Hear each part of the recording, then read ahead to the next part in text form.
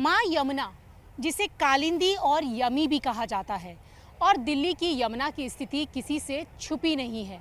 दिल्ली सरकार लगातार यमुना को साफ करने की तैयारी में जुटी हुई है और इसी के चलते आज दिल्ली के उपराज्यपाल ने माँ यमुना की प्रतिमा का अनावरण किया है। आप देख रहे होंगे कि यहाँ पर विशाल प्रतिमा आपको माँ यमुना की नज़र आ रही है, क्योंकि यमुना नदी की बात की जाए तो ये एक पवित्र नदी है जिसके जल स्पर्श मात्र से ही माना जाता है कि व्यक्ति जो है वो पाप मुक्त हो जाता है। और पुराणों की बात भी करें तो यमुना सूर्य और संज्ञा की पुत्री हैं और मृत्यु के देवता यम की जुड़वा बहन मानी जाती है। इस प्रतिमा की बात अगर आप करें तो प्रतिमा में जो यमुना माँ आपको दिखाई दे रही हैं, यमुना माँ का जो मुख है, यानी कि मुख का जो डायरेक्शन है वो उस तरफ रखा गया है जहाँ से यमुना दिल्ली में आती हैं। और यमुना माँ जिसके ऊपर खड़ी हुई हैं, यानी कि टॉर्टोइज, ये जो कछुआ है वो यमुना की उस दिशा में देख रहा है जहाँ पर दिल्ली में यमुना बहती है। यानी कि यमुना माँ उस दिशा में देख रही हैं जहाँ से यमुना बहती हुई दिल्ली में आ रही है, और जो कछुआ है वो उस दिशा में देख रहा है जहाँ पर यमुना बह रही है। और दिल्ली के जो एलजी हैं उन्होंने भी कहा है कि इस जगह को धीरे धीरे डीडीए जो है वो डेवलप कर रहा है। वासुदेव घाट खोला गया जहाँ पर अभी 2 बार आरती होती है, और अगर पब्लिक की डिमांड जिस तरीके से आ रही है तो इस पर भी विचार किया जा रहा है कि हफ्ते में हर दिन वहाँ पे आरती हो या फिर 4 बार आरती हो। इसको लेकर भी तैयारी की जा रही है। यमुना को लेकर कुछ और प्रोजेक्ट्स हैं, वो भी जल्दी ही एलजी साहब ने कहा है कि सबके सामने होंगे। फिलहाल आप यहाँ पर देखें कि इस एरिया को जिस तरीके से डेवलप किया गया है, आप देख सकते हैं कि चारों तरफ आपको ग्रीनरी दिखाई दे रही होगी।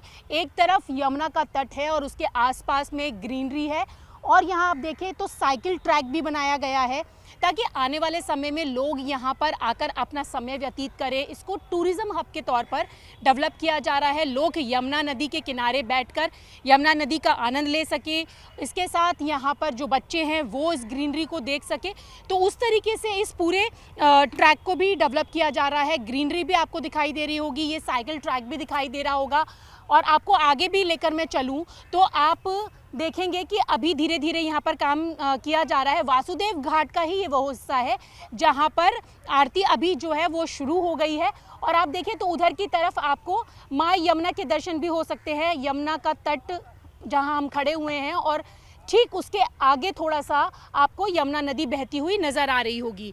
और जिस तरीके से यमुना नदी की बात करें तो बार बार यमुना को लेकर बातें होती रही हैं, सियासत भी हुई है, और ऐसे में जो रेखा सरकार है वो लगातार यमुना नदी को साफ़ करने के लिए जो नए नए प्रोजेक्ट्स हैं उन पर काम कर रही है। और ये उसी का एक हिस्सा है जहां हम आपको दिखा रहे हैं कि यहाँ पर आप देखें कि यहाँ पर अब पूरी तरीके से जो है वो डेवलप कर दिया गया है ताकि जो लोग हैं वो यहाँ पर आ पाएँ, क्योंकि माँ यमुना या फिर यमी या फिर कालिंदी, किसी भी रूप में हम उनको पुकारें, उनकी आरती कर सके, उनका पूजा अर्चना उनकी कर सके। तो इसी के चलते यहाँ पर ये पूरी जो लैंड है उसको डेवलप किया जा रहा है।